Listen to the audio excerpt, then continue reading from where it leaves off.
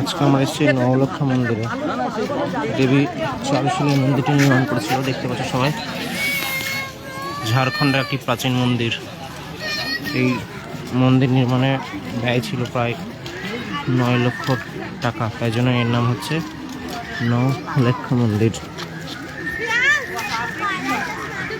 বালানন্দ ব্রহ্মচারীর পরামর্শে রানী চারুশীলা দেবী এই মন্দিরটার জন্য 9 লক্ষ টাকা অর্থদান করেছিলেন।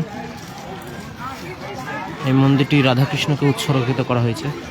বেশ বড় একটি মন্দির, অনেক জায়গা জুড়ে বিস্তৃত, অনেক সুন্দর। বেলুড় মঠের আদর্শকে ভিত্তি করে গঠিত একটি মন্দির।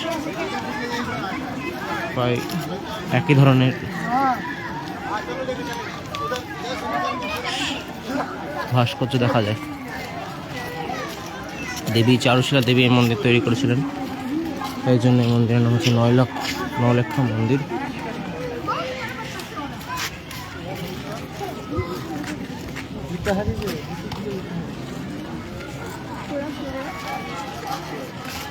মন্দিরে রাধাকৃষ্ণকে উৎসর্গিত করা হয়েছে।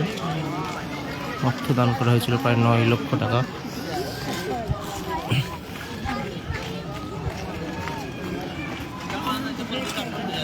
এই জন্য এই মন্দিরের নাম নবলক্ষা মন্দির। একটি বিখ্যাত বেশ মন্দির ঝাড়খণ্ডের।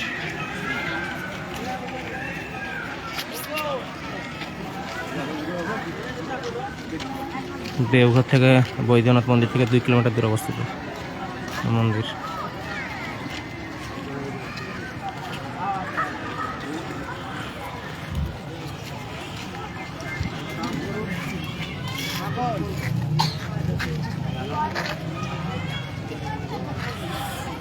বেশ বড়।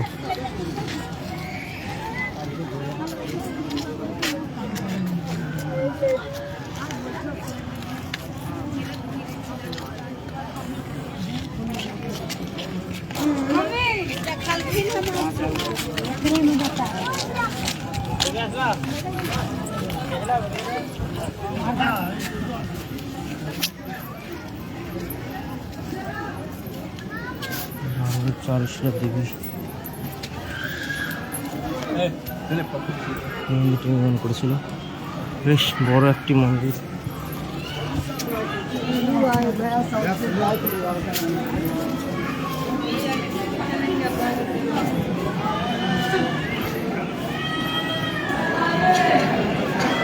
9 লক্ষ অর্থ ব্যয় ছিল, রানী চারুশীলা দেবী করেছিল, তাই জন্য মন্দিরের নাম নবলক্ষা মন্দির।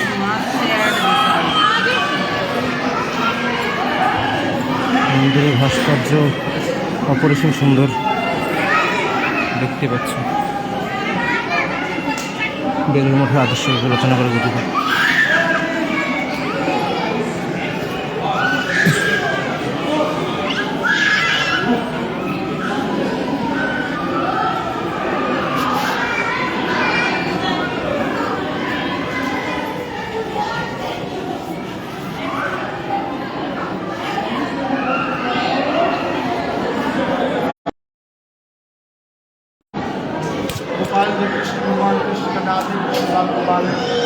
प्रणाम कर लीजिए माता पिता करते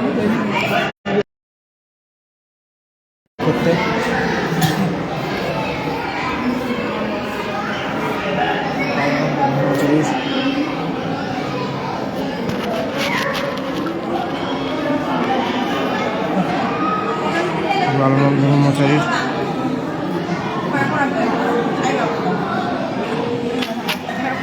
বেশ বড় একটা জায়গা যে অবস্থিত মন্দির বলেছে, তাই কোনো কিছু নয়। এবার সবাই তুলছে।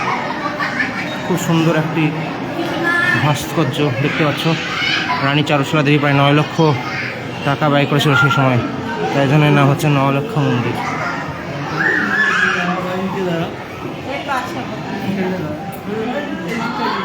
এই দিকে শুরু করেছিল।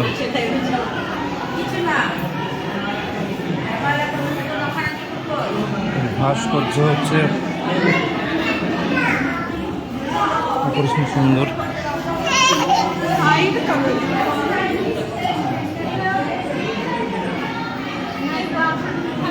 বিশাল বড় জায়গা জুড়ে বিস্তৃত মন্দির।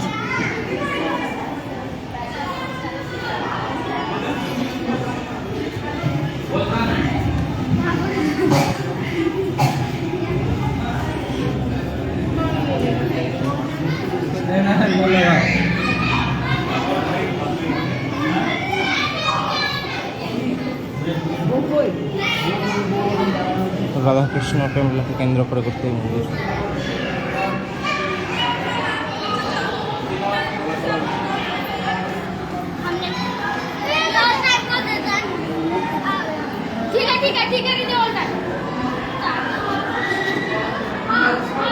হুম হুম তো রাখলাম বন্ধুরা।